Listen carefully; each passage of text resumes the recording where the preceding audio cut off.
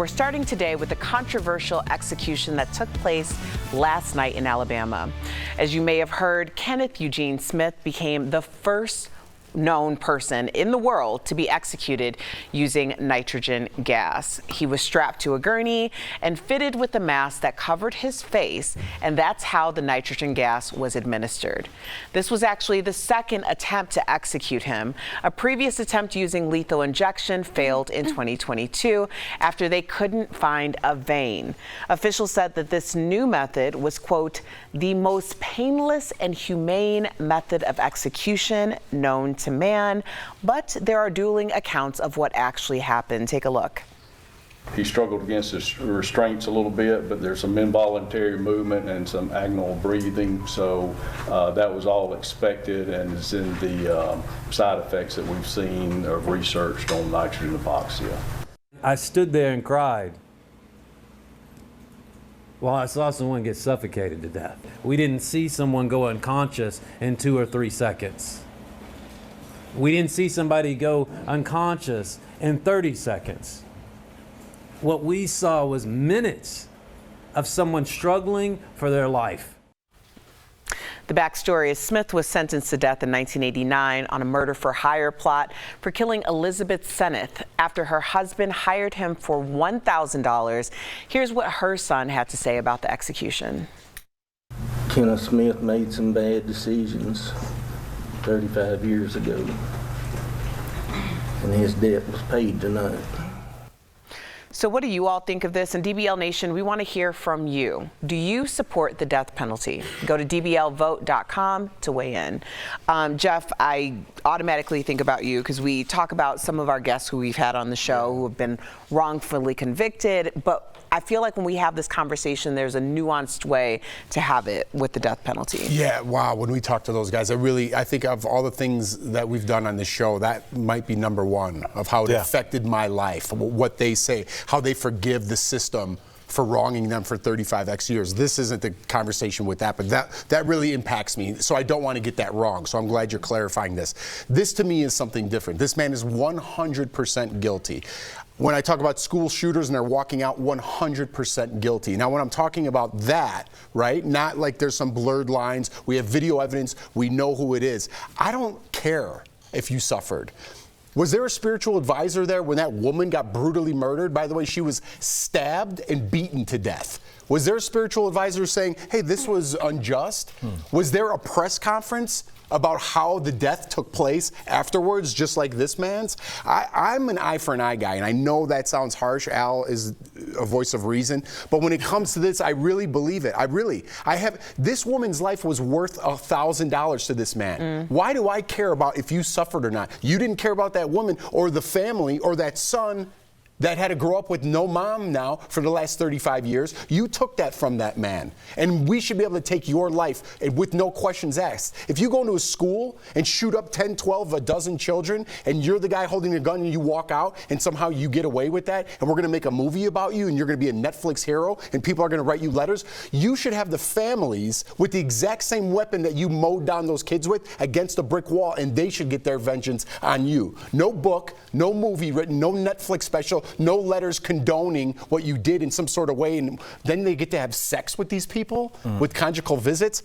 I'm very much for the death penalty, and I know it's controversial, but that's my stance. I mean, it's when you put it like that, it's not that controversial. I get it, and I think a lot of the anger you're feeling is what we've seen subsequent to kind of the internet and this kind of second wave of fame that people get, where they now get movies made about them, where our most beautiful actors portray them, and they get letters. And I get what you're saying, Jeff.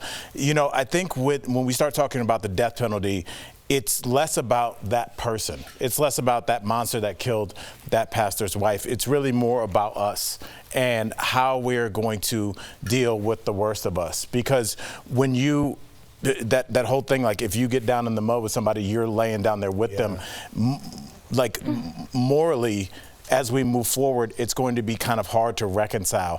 I do feel like an eye for an eye is the immediate normal snap judgment, but I feel like moving forward, I don't know if that's the best movement for society, because there aren't always going to be as clear-cut a case as this. So I definitely understand where you're coming from.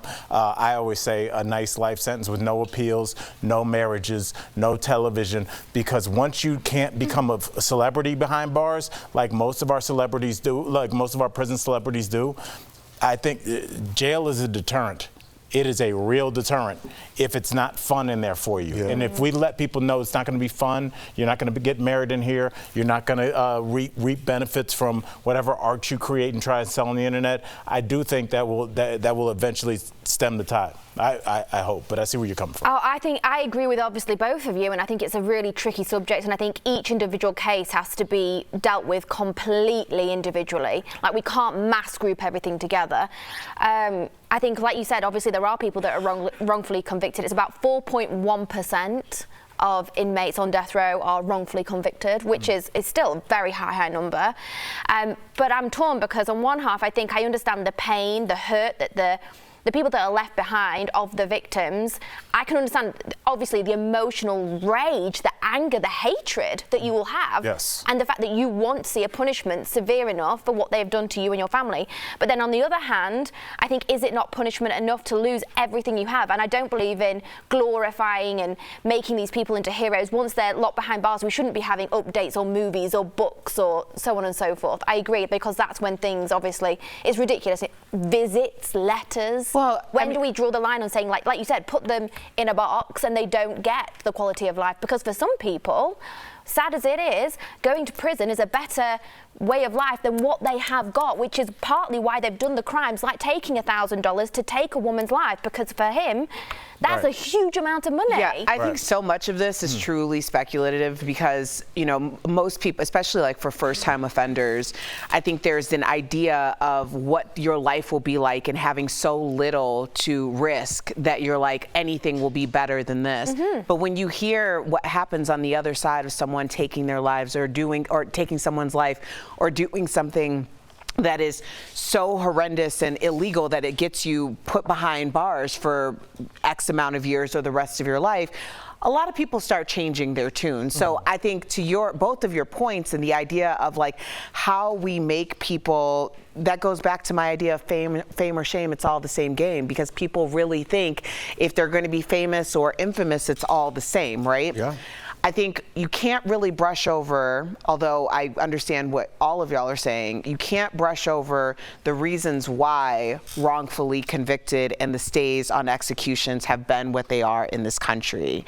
And what has happened is people like this man, Kenneth Smith, for so long benefited from people whose life and liberties were absolutely taken from them because of race, because of socioeconomic status, because of where they lived in this country, which ultimately were the indicting factors on their lives. And you get people who are absolutely 100% guilty who get to benefit from the idea of us saving and protecting everyone in this country, or at least having equal rights. So I think it's a very nuanced conversation. I know a lot of y'all have a lot to say about it. DBL Nation said, do you support the death penalty? 80% of you say yes.